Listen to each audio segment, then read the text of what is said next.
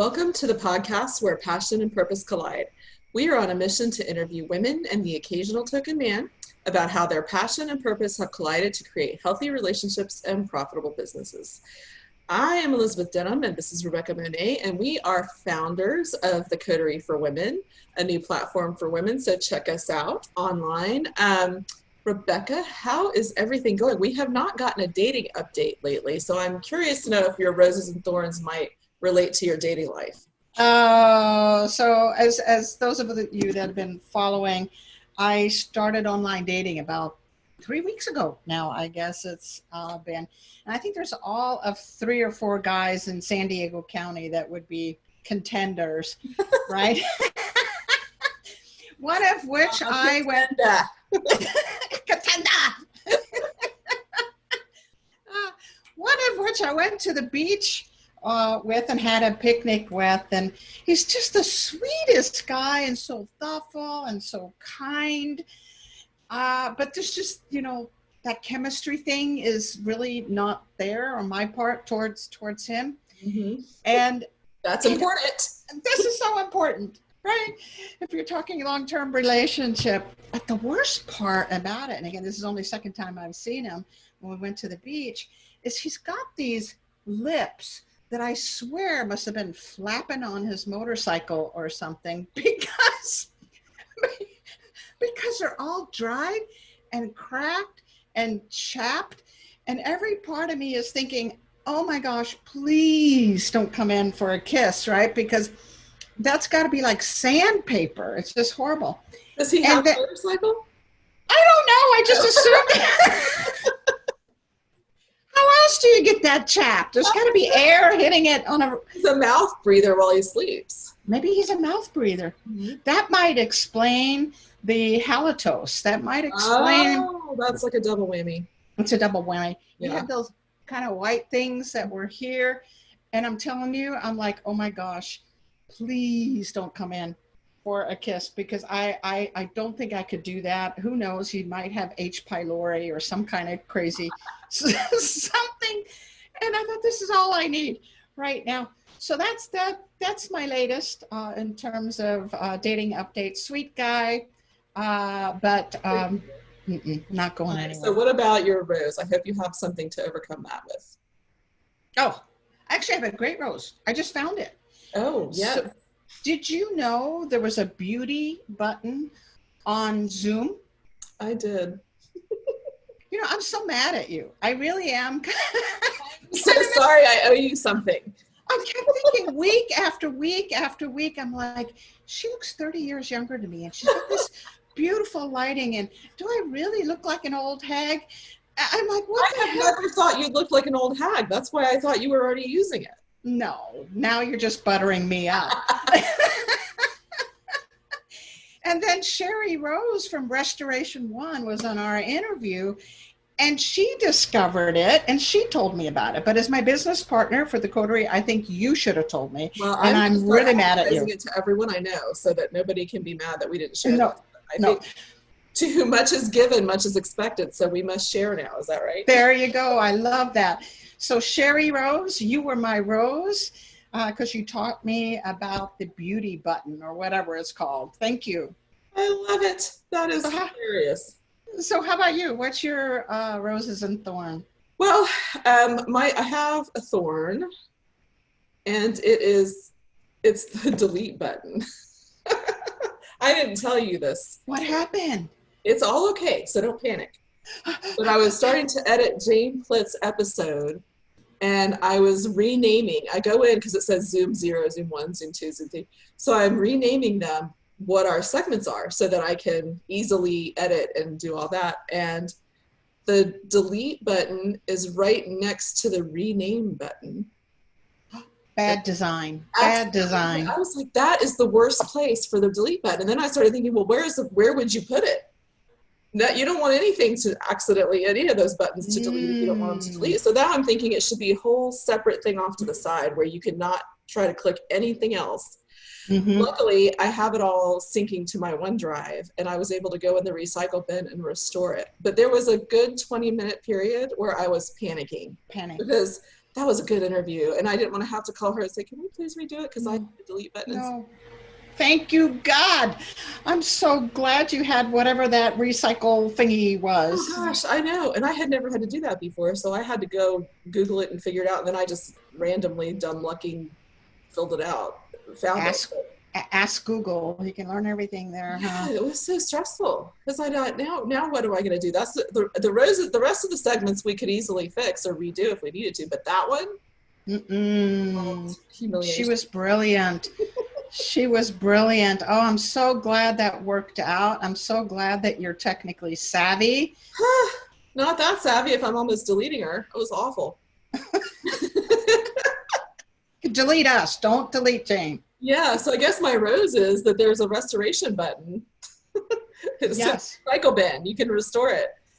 Thank the Lord they back you up for dummies like me. Yeah. Do you think it's ironic that we spoke with Restoration One today and you discovered a restoration button? I do. It's very, much a coincidence. So maybe it was just, Meant to in be. my mind that I could restore it. Mm-hmm. Mm-hmm. Way cool. Well, what a So wonderful. technology is wonderful until you screw it up. Ugh. Because I will never forget one time one of my children could not remember when they were way too young to have a password on their iPod. It was just one of those old iPods that first started having a Mm-hmm. password.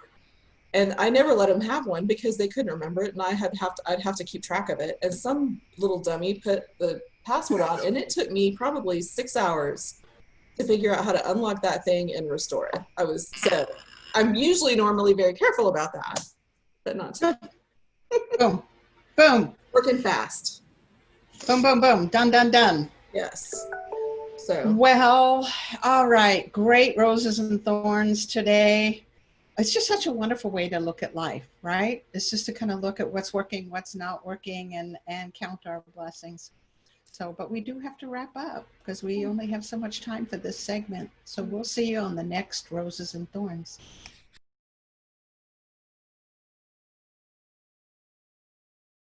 welcome back to the podcast where passion and purpose collide. We have a very special guest today. Her name is Sherry Rose. She is COO of Restoration One. Sherry's focus at Restoration One is on operations, strategy development, customer service experience for the franchise. This franchise has rapidly expanded to nearly 300 locations across the United States. Restoration One has become one of the fastest growing brands in that industry, earning numerous rankings in Entrepreneur, Inc., Global Franchise Times, and more. She oversaw operations during COVID as an essential business, which is something that's been challenging for all of us. Prior to joining Restoration One, Sherry worked for ServiceMaster. For 15 years, she served in various leadership and support roles for brands, including Terminix, ServiceMaster, Restore, and Mary Maids. Sherry graduated from Wheaton College with a bachelor's in psychology, and she and her family reside in Waco, Texas. So Sherry, welcome to the show. Glad to be here. We are so excited to get to know you better. We had a chance to talk the other day, Sherry, and one of the things that was particularly fascinating to me, you've had such a successful career. One would have thought that you had head down and you knew exactly where you were going. But is that really true? Yeah, no, not true at all. I said it while we were talking, but I've said it to a lot of people, particularly people that ask for mentoring or just want to understand how you got somewhere. Everyone's looking for the formula or the classes that I took or those things. I am always surprised at where I am and what I get to do. And it's kind of evolved over time.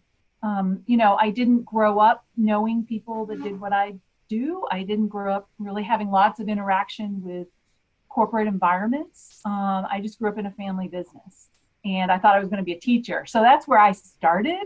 And so to be doing what I'm doing has just been this kind of evolution and just interaction with great people, opportunities that have just happened. And here I am. And, it's been a surprise but a really great, blessed surprise. What a fabulous So, journey. yeah, you grew up in an entrepreneurial family, though, didn't you? So you're kind of a fish out of their water. I am, yeah, literally. My mom and dad actually had a welding and steel supply business. My dad started it. You know, it was what provided for the needs of our family. And so, as one of four, we all ultimately worked in the business. You had to, you know, meaning there were two house phones, right? One was the house phone and one was the company phone. Mhm. And when you sat down for dinner at 5:30 on the mark and the house phone rang, nobody moved. But if it was the business phone, everybody moved. Yeah, Like right. it was the lifeblood. And so it was just part of living. So I have a special place in my heart for, first of all, couples that work together and families, because I know what that's like. But it just was a unique way to grow up. And it was very, it was very hardworking. It was, no excuses. And my mother, as we got older, called us a team, right? We all had to do this as a team. So it was a great way to grow up. Very different from a lot of my friends. Oh yeah, my family was just the opposite. No entrepreneurial blood at all, and I'm this crazy entrepreneur. But here you came from this innovative entrepreneurial family, and you chose instead to go the corporate route and climb that corporate ladder. Actually, in many ways, helping the entrepreneur become successful and build various companies. So talk to me a little bit about that process of getting there, and how you discovered you're really this other person, not an entrepreneur. Tell us about that whole process. Yeah, it's kind of a twist, isn't it? And the funny part of the story is I'm the oldest of four, and my sister and two brothers all have their own businesses. And so here I am, and I don't. And I've always said I just didn't have the stomach for it. It wasn't my calling. And, I really always preferred to be behind the scenes helping, making it easier in my growing up years, making it easier for the family. I enjoyed that. And so I just never found myself wanting to be on that cutting edge. Now, what I thought I was going to do was be a teacher. So I was going to cut and paste, right? I was going to help kindergartners and first graders learn to read, and that's where I was going. And it was actually an aunt who today is a retired teacher who looked at me and she's like, "You're not going to be a teacher." Like, no way. And it was kind of like that feeling of, well, if I'm not going to be a teacher, what am I going to be? And it was then a series of events out of college that put me in business, and then first out in the field, and then ultimately in the corporate office. And so the corporate ladder, I didn't pursue the corporate ladder. The corporate ladder kind of presented itself. And actually, instead of climbing the rungs, I felt like I was kind of, for the first years in business, I felt like I was kind of pushed up the rungs, I just had people that would come, my first 13 years were at Jenny Craig as a startup company, and incredible women who would, tap me on the shoulder and say, "It's time to go do this over here." And my first, I can't do that. And then, yeah, you can do it. And it kind of shoved me over there. And then I really loved this. And so it was this process of people seeing things in me that I couldn't name, but I knew they were things I liked to do and could do and loved to learn to do. Oh, what a blessing. What a blessing that you had folks that saw in you what you couldn't yet see in yourself, and then have them push you, encourage you, like you said, sort of up that ladder until you did figure out, until you did believe, until you totally understood, here's my talent, here's my gifts. Yeah. And so often, the ladder, we talked, I say often, life's not a straight line. I wish it were, because I'm an organized person, right? So I love straight lines. And I like efficiency and I like all those things. But there's something strange about being working in your work life, and because you didn't know what the straight line was, it's like I've been the most flexible that I've been ever.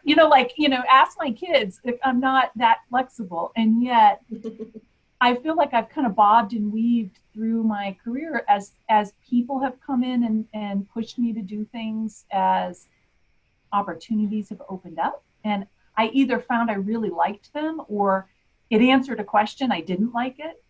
One of the most ironic things was I actually took the training director role at Jenny Craig. So after all those years out in the field, I come into the corporate office to lead training. You would think, Miss Teacher over here, that was going to be like just everything come together. Mm-hmm. It was my least favorite job. Hmm. And so it taught me something, right? It taught me that I was too nosy for that job, that I liked the whole picture. And it wasn't fast paced enough, and it wasn't messy enough to fix.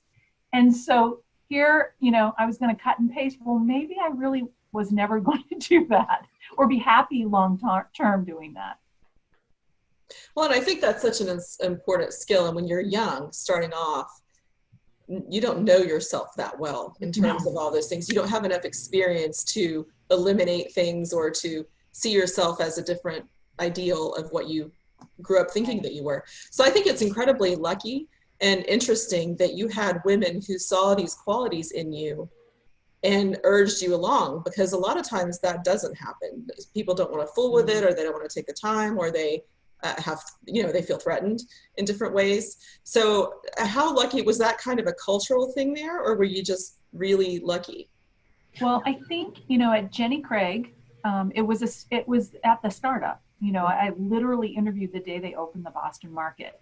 And so you had this explosion happening. And so there were all these constant needs in a startup. And so they had an incredible ability to scout talent. And I remember, I'm like learning to be a weight loss consultant, because I was going to do this until I got a teaching job. Okay. I answered a blind ad. I was going to do this till I got a teaching job, because Miss Overachiever, threw in her teaching certificate at the end of her college, saying I'm not going to graduate without it. And I was preparing for something, and I was sitting in this office by myself, and there was a knock on the door, and a woman walked in, very tall and, confident. And she asked if she could sit down. I said, certainly. I had no idea who it was. And she starts talking to me. Come to find out, it's the chief operating officer of the company. And she had just come in from San Diego and was meeting people, little did I know, people that they were thinking had, they could groom. And she was basically casually interviewing me. And she left. I had no idea who it was. But again, just one of those women through the years that always saw bigger for me and for lots of other people. But my experience was saw bigger and just kept pushing me through the next door. And every time a door opened, my business world got bigger. Wow. Is really what happened. What a gift. It's interesting as you describe it.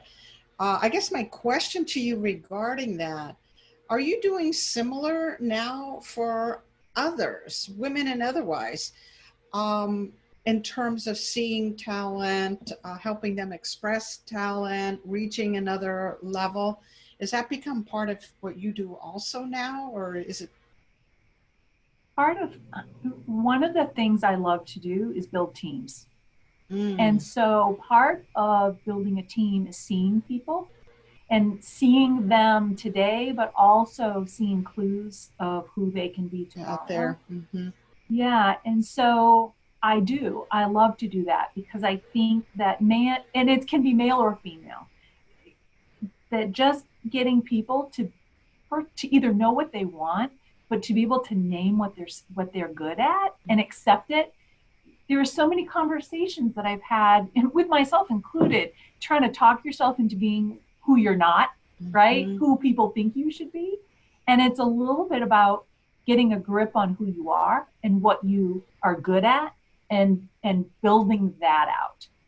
And knowing your weaknesses and And putting people, for me, it's about, I've always put people in those spaces that aren't my strength, and they become my right hand people because they kind of help my blind spots. But getting just that mentoring of and leading in, getting people to see who they are. Because as soon as people open up, when people kept putting me in these roles, they didn't just throw me in and say, you know, good luck. I mean, a little bit maybe, but they put me in with confidence. Like, I know you can do this. It's either going to be messy, you're going to fail, but it's okay. I have your back. And as soon as I know that, I can roll because I can figure it out. I have the resources. I can work through people. I can read. I can do all kinds of things to figure things out. You put me in there in a way that you make me solid. You give me the confidence that I can do these things. I'll make it happen. And when I do that for other people, I find they can't. And it actually opens up honest conversations, because as soon as I can settle people down, then we can have good conversations about strengths and weaknesses and likes and dislikes, and we can get a lot farther. So yes, those conversations happen all day, really. Wow. It's so important. My daughter and I are reading a book together that was recommended by Laura Spalding, actually, and it's called Can't Hurt Me. And I'm only 3 chapters. Have you read it? No, but it's a great title. It's a great title. And it's, he talks about forcing yourself to look clearly at yourself and own who you actually are, warts and all.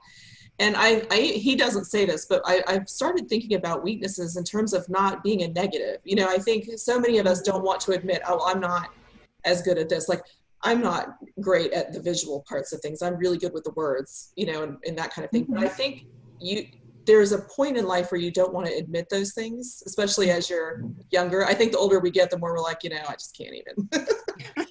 But I think that's an interesting thing that you're having those conversations, because those things are real. You can't be good at everything. And being able to build teams and bring up people who are a little less experienced than you, or maybe younger in the process, to understand that it's okay to have to focus on that strength and let someone else take care of that weakness, and trying to do it all. I think some of us do that a lot as we're maturing. Yeah. And it really is an evolving process to figure out who you are, what you like to do, and accept, to your point, accept your weaknesses. Yeah, you know, there's that whole body of thinking that says you should really be, you know, developing your weaknesses. And I believe that to a certain degree. I mean, I think we should, but I would much rather drive toward my strengths. It's a heck of a lot more fulfilling. And then you can't hurt me, right? At least I can have some level of confidence that, you know, at least my energy level is different when I'm working in my strength. So yeah, it's an interesting thing, and to be able to figure it out while opportunities are unfolding around you, and to make decisions. It's not a straight line. You kind of have to bob and weave and roll with it, and then, you know, hopefully you end in a role that you're well suited for and you're happy in. You know, one of the ways you described it to us is you're building these teams and having them get a clearer idea of who they are, sometimes through you pointing it out and building these teams. You used the term both feet on the ground. I love that term because I get a visual of being solid and I'm in my own self, and I can run, I can jump, I can move in any direction if both feet are on the ground. But if I don't know me and I don't know my role and I don't know where I'm going, you know, I'm not both feet on the ground. Is that kind of what you're thinking? Or describe to us what you mean by this both feet on the ground kind of idea. I know personally that I can be in the most stressful of situations, but if the person or people I work for have allowed me to have my feet on the ground, right, I can do just about anything. And I call it not being on a tilt, right? Like, you know, wondering what's behind you, what's coming around you. when my feet are on the ground, I can take risks. I can be creative. I can try things and fail, but fix them. I can do all kinds of things because I'm solid. At the end of the day, I have the trust of the people who have given me responsibility to figure it out. And I'm going to do whatever it takes to figure it out. I find the same to be true with any team that I work within. Is as soon as we all know how we're going to interact, like how do we play the game as a team, right? And what the roles and responsibilities are, then we can pretty much figure anything out. And I've got your back. We can figure this out. We can talk candidly, and we can face things the way they are, and we don't have to worry as a team that we're putting ourselves at risk here, because life is messy. Business is even messier. People interactions are always messy, right? Because we all are coming at it at different times and whatever. It's just fraught with having the potential for issues. But if we all have our feet on the ground and we know what we're doing, how we're going to do it, and that we're going to move forward, and that we all have each other's back to do our best, I just think people do better. I do better. So that, that's just been kind of a hallmark of the way I like to work, and the way I like to work. I love this. Love this. I want to be on your team. Yay! It's a fun team. I always tell people we're going to have so much fun. Let's go. Let's go. As an entrepreneur myself, I have strong players and weak players on my team. And I can tell you what you just described. When I have to turn something to someone who isn't playing full bore or isn't fully in their strength, right? Their feet aren't solid because they're not as capable as they thought or I thought. I feel tilted. It's like I don't have this full faith or trust in where this person's going or where we're going together. So just as a leader, that idea of having both of my feet on the ground, because I have a team that have both their feet on the ground and we have each other's back. I mean, also, like, my blood pressure just went down by 10 points just talking to you. It's like... Yeah, and I found that, the big bad word of feedback, I just find that in environments like that, it has not been difficult over the years to have pretty direct feedback, because there's enough deposited, right, in a positive way, that people trust your motivation. They trust your motive of the conversation. And honestly, again, it's not that you never have the tough conversations, that everything's, fabulous. That's not it at all. But people do respect the conversation, and it's not as hard to start or get into or get to a conclusion when you have been working that way. I love that. So communication is so key. But shifting gears, because I don't want to run out of time for this, I do want to talk to you about something that's very important to you, which is being a working mom and going through the phases of life. I think that's something that would be critical for our viewers to hear you discuss, because it's such a challenge for all of us who have raised kids while working. It is. One of the things that has become and was important to me is, well, let me back up. It was easy to work at the startup of Jenny Craig with no kids, right? It was just so easy. We're newly married and we're just, zipping and zooming and, and then all of a sudden your life completely changes and you have this sweet baby. And from the beginning for me, there was nothing about my job as fabulous as all my jobs have been. I never wanted to look back at the end of my life and regret that I had shortchanged the people in my life that matter the most. And those would be my husband, our sons, and my family.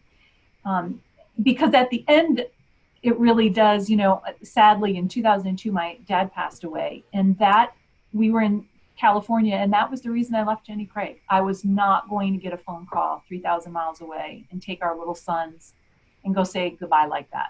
And so I resigned and went home and spent the last year helping. And enjoying that time. And, at the time, I thought, well, if you got that much talent, there's always room for talent, right? Like either I'm going to get back into the workforce or I'm not. But it never mattered. I just felt like it paled. And so, our children, we've ebbed and flowed. My career has ebbed and flowed. We've made different choices over time based on life stage. And I just found as my kids got older, and today they're out of our home and we're empty nesters again, without the energy to zip and zap like we did way back when, but freedom. But I find more and more young moms seeking advice, and my advice is always the same. There is no career choice today that is more important than reading a bedtime story tonight. Mm-hmm. And again, we all have to make choices. We are providing for our families. We're making those choices, so we have to be wise. But at the end of the day, it's such a short season. Mm-hmm. And you don't realize how short till you're at the end and you're looking back and you're like, wow, the days were long, but the years were short. I mean, it really went so quickly. And so I never wanted my story at the end to be, wow, she was this incredible, career woman. That's been an incredible bonus, but I want the love and pride of my family, that they don't feel that they were sacrificed because of it. And that's always my advice. Never do something today. You can always take a temporary sidestep if you have to somewhere, because there's always room for talent. I'm always looking for talent, right? It's like, if it were that easy to hire talent, we wouldn't always be looking for great talent. Right. So it's out there, and you can be flexible, and sometimes you have to be flexible. Well, and do you think, I was thinking while you were talking about COVID and all of us working remotely so much more now, and there's always a blessing and a curse, because people with school-age children struggle to maintain both working and making sure their lessons are done. My senior is self-sufficient, so I don't have that issue, but it's been nice. I mean, and I work from home anyway, but it's been nice for some people to have that time to stop in the middle of the day and have lunch with their child. Or, I mean, we've even gotten in the pool. If I have a break in the day and we want to take a swim at lunch and then I get back to it, do you think that the flexibility that we've all been allowed is something that businesses are going to recognize as a positive going, like when this pandemic calms down? I think so many people have valued that time at home. I think so. I think, in any negative, there's always a positive. And one of the observations that we've had is just this time with family. And it does it just skinnies down your priorities, doesn't it? It's like suddenly you're like, okay, we are going to eat dinner because we can't go out to dinner. Like you're making different choices. And yeah, I hope so. I think that it can be great for kids, and just a great touchstone for working moms and dads. That, it's always a balance. It's never perfect. We all try our best. But the extra time is nice, isn't it? It's worth it. Nice. And I think some employers have begun to realize that people can produce at home. That's right. It can be done. Because I've worked with a couple of people who really, really resisted it. Thinking that you weren't going to be productive or accountable or whatever. And I think they're finding, surprisingly, that to them that people can actually be a grown-up and do it. So yeah. I'm hopeful that the flexibility, that would be one positive that continues. But how have you all handled the pandemic in terms of your business? Well, disaster restoration is one of the essential services. And so I actually came in June and started my position here. And the team and the franchisees have been amazing. Different franchisees in different locations had state and city issues to deal with. Some states were shut down completely and other states weren't. So that varied by franchisee. It was interesting to talk to some of the franchisees who had really difficult shutdowns, and a couple of them said, I felt bad. Sorry for myself for a couple of weeks. And then I realized I need to figure this out. And then they did figure it out. Mm-hmm. So I would say, we put in a disinfection program that we were able to do both residentially and commercially, which helped a lot, especially national accounts. You think of places like, Walgreens, et cetera, mm-hmm. those places where consumers needed to go in. And then houses were still flooding, right? And there were still things happening that had to be dealt with. So, this is an industry where our franchisees and our technicians understand disaster mm-hmm. and understand having to flex with whatever situation they find themselves in. So they were really, as a team, able to pivot and make it through. And the good news today is we have lots of positive indicators of economies bouncing back. Yes, so we're happy to see that. Exactly. You mentioned something that I thought was interesting that I wanted to echo, which is you are in a business where the franchisees understand disaster. Mm-hmm. And so they, in and of themselves, know how to be flexible and quickly address challenges. And that's a wonderful attribute to have is, okay, I need to zip and zag and zoom and roll or all of those things that because this is just yet another thing. And I just need to be flexible around that. And it sounds like you and your team have handled that well. So I have one question because we do have to wrap up here, but I do have one question. I love your visuals that you have given me. So I think you have two books in you, or maybe it's the same book. Okay. One entitled Zip, Zap, and Zoom Your Way to Success. Oh, okay. Because you're good at that, right? I'm writing it down. Yes. But the one I really like is when you said bob, weave, and roll. Mm-hmm. So I think you've got a couple of books in you, girl, where you can teach people this flexibility and how to build this team and have that level of adaptability and still stay focused. And equally important, to understand life and business is about seasons. It is about seasons. It's about seasons. And sometimes we're in a season of being a mama, and sometimes we're in a season of being an empire builder. It's seasons, and we need to be okay with that. Yep. So how do people get hold of you, Sherry, if they want to learn more about you, they want to learn more about your concept, how would they do that? Well, certainly they can reach out on LinkedIn, and of course, Restoration One has its own website and phone number, and of course, you can reach me, you can message me on LinkedIn as well. So, but Restoration One is a great place to start to learn about our company. We also have opportunities for people who are interested in buying franchises. And this is a great franchise for husbands and wives, women and men. So, if someone's interested in serving their community, this is a great franchise to think about.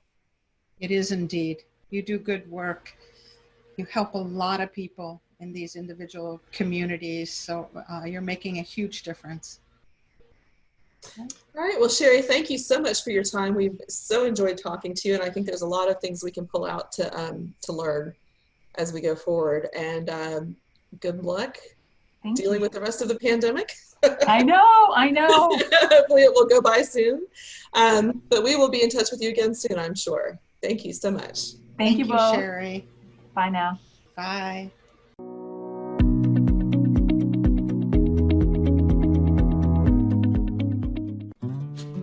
What do you think is the #1 challenge for franchisors? You got it, getting the right fit franchisee. And as you know, poor fit franchisees are often poor performers. Poor fit franchisees cost more to train and support. Poor fit franchisees are rarely satisfied or compliant, which can lead to validation issues. Not a good place to be. But now there is a solution. Zoracle Profile's scientific spot-on match program.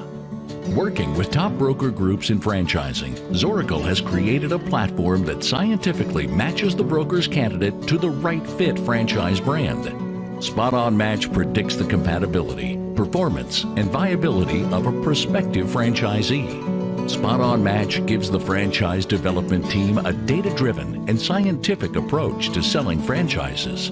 This is how it works. Zoracle works with each franchisor to establish their top performer blueprint.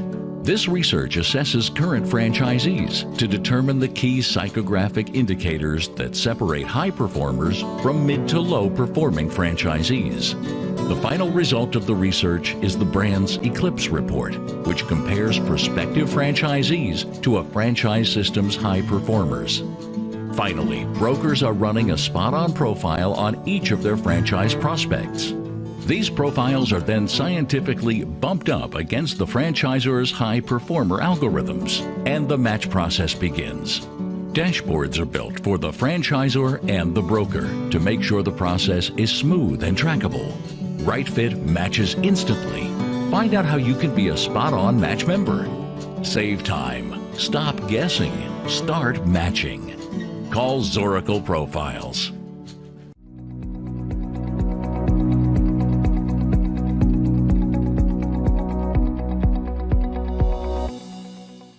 Welcome to Women in the Know, where we discuss everything from politics and policy to relationships and marketing. We share the knowledge we have gained through our experience and our interviews with you, the viewers, so that we can all learn something from it. Rebecca, today we are going to talk about something that we talked about a little bit. We touched on it with Sherry Rose in her interview about recognizing your strengths and weaknesses and knowing who you are so that you can find the place that you're supposed to be. And she talked about it in terms of knowing that she wants to be a helper, a support role, the number two. That she loves being in that space. She had mentioned that before. So what do you think? What are your thoughts about that? Because I think that's not something everybody always leans into. I think they want to be the number one. They want to be the it, but she loves that role of making it happen and making it happen, building teams, setting things in motion. Yeah. So first I have to applaud her for recognizing it, and B, going counter what really is an American culture, right? We all want to be number one. We all want to be on top. We all want to be, have the title and be CEO and be winners in some way. And to her, winning is using her talent to her fullest. And she understands she's not the inventor. She's not the creator. She's not the idea person. She's the woman that comes next to that idea person and executes. She builds the team. She builds the processes in place to make sure that that idea gets implemented. And she loves that role, absolutely loves that role. And she's incredibly good at it. So I thought it was brilliant how she recognized it, and two, now just flat out thrives on it. She's not even trying to be the founder or be the inventor or be the creator or be in the number one position. So I wish more of us felt that comfortable in our own skin that we could say, this is who I am, right? And this is my role. She even went counter everything her family taught her, which was entrepreneur, entrepreneur, entrepreneur. She did. And, there's an interesting thing when you think about it, that just because you're not necessarily the visionary of the company does not mean that you don't have vision, because she's got a lot of vision about how the execution should look, who should be on the team, what role they fill. So to me, with someone who is more entrepreneurial or visionary in terms of the big idea, if you don't have that person with the vision of how it's going to be done, a lot of times you get lost and things don't get done. So I think her role is just as critical, if not even more, than the person who is the number one. If you want to put it that way. Totally agree. Now, I've been that entrepreneur, right? I've been that idea person, that inventor. And I agree with you 100%, Elizabeth. Without that number two person, without that person that says, okay, I see your vision. Here's the 6 things that we have to put in place, and going about rallying the troops and getting them going the right direction, freeing up that kind of wild, crazy entrepreneur to keep coming up with ideas and doing what they're good at. You know who else talked about this was Meg Roberts. Oh, I was going to say Heather Hudson. There are so many that have talked Heather about this. Hudson, Renee talked about it. Israel, she talked about it. That same need for both of those types of individuals, and why it's so important to recognize that where we are particularly good and partner up. Because to your point, if you got a visionary, an entrepreneur who doesn't have this number two person, they're either going to get crazy exhausted, or they're never going to get to a place that they could get if they had this, let's call it the executioner. Yeah. Person that knows how to execute. So That sounds a little ominous. I know it sounds terrible.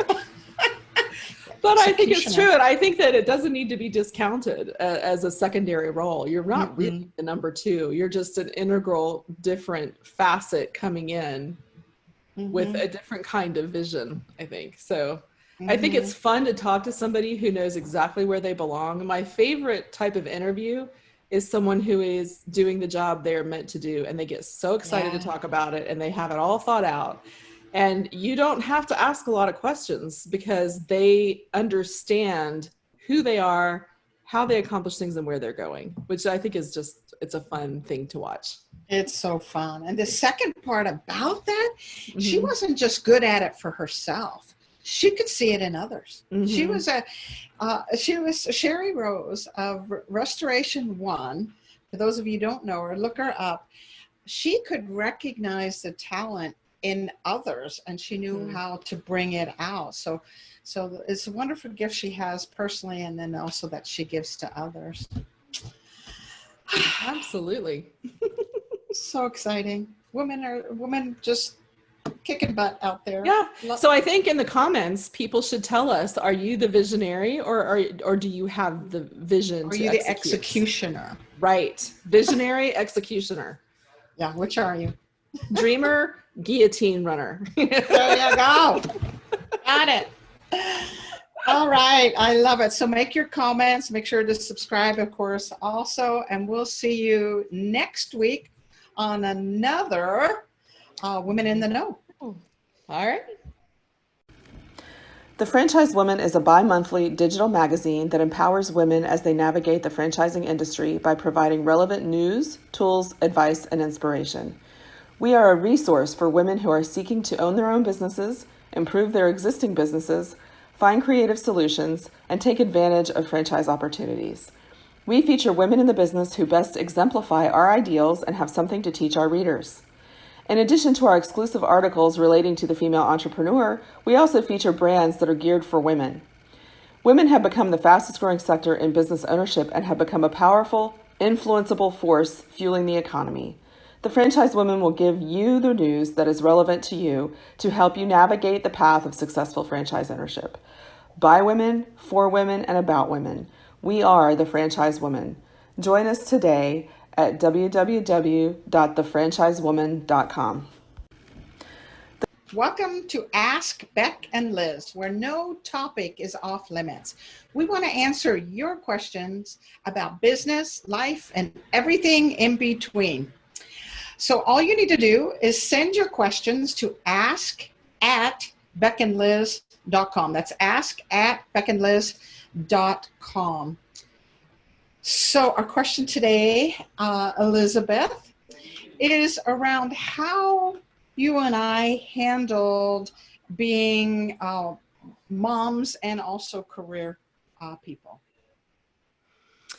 Yeah, and it's interesting because in our interview with Sherry Rose, she talked about seasons, and I think my path is very exemplary of seasons. Because when I had very young children, I basically was a stay-at-home mom. I taught ballet a couple of nights a week when my husband would get home.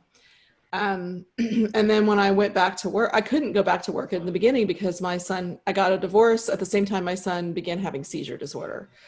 So I couldn't leave him anywhere, daycare. I couldn't leave him at school. I couldn't do anything with him because every time he had a seizure, he was on extra medication. It would make him drunk.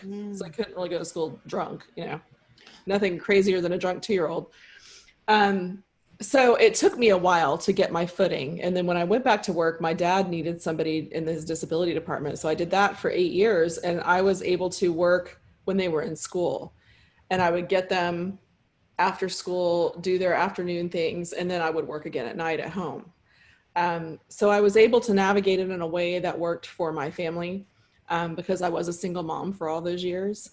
And then now I'm able to, I've been in the office at an agency after that full time, and now I'm working at home. So I think what you have to do is try to design your path in the way that works best for your family. And that's not always an easy option for everyone, because when you're having to provide for your family, as a single mother, I moved in with my parents during the time of the seizures because I couldn't leave him. And that was not ideal.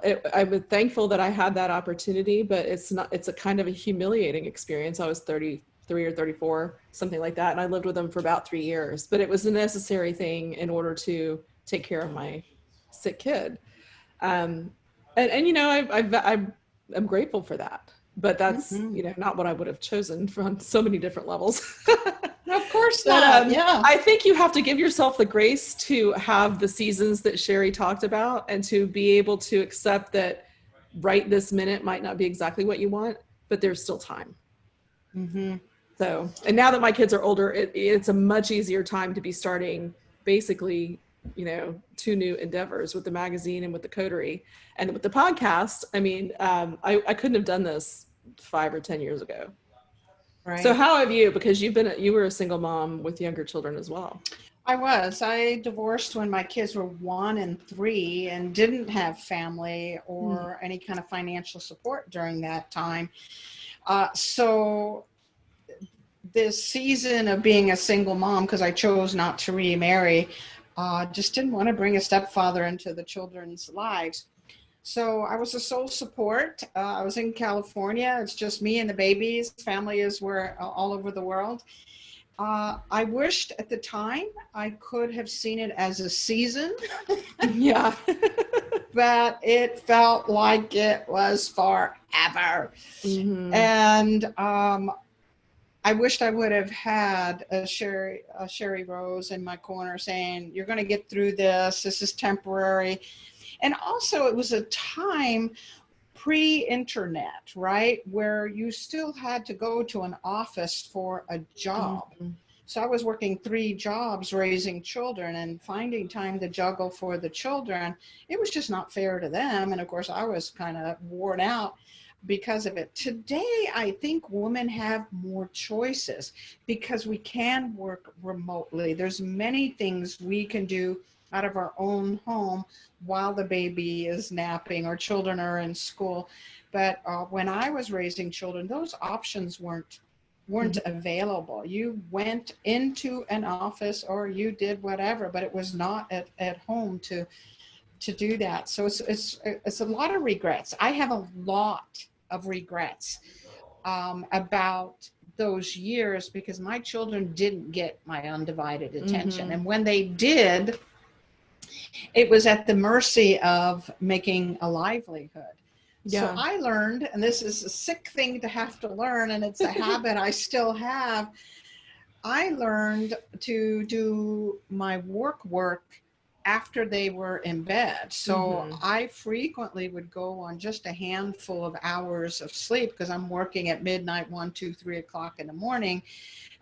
Because I want a little bit of time with my children, but I'm also working 3 jobs.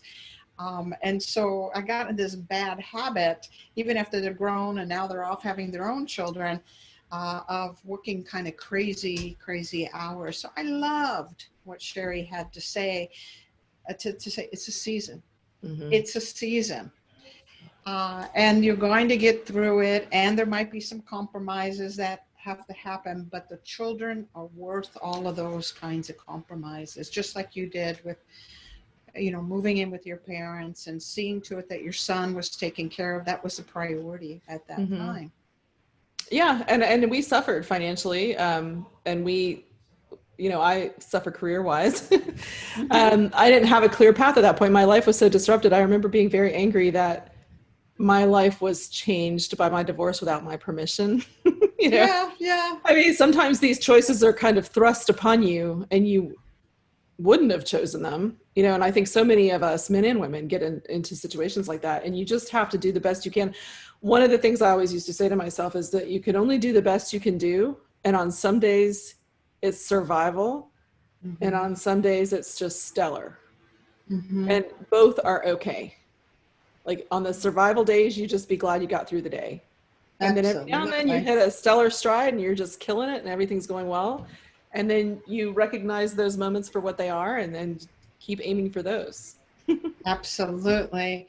I hope people listen to Sherry Rose's segment because she's just a very practical individual who has her priorities straight, just like you had your priorities straight, raising your children, and really put things into perspective that as women and mamas and career people, that we do have to put things in perspective and decide what those priorities are. So please, if you're a woman and you have a family and you have inside of you a barracuda that wants to build an empire, listen to Sherry Rose's interview. I think it's going to be very, very helpful for all of you.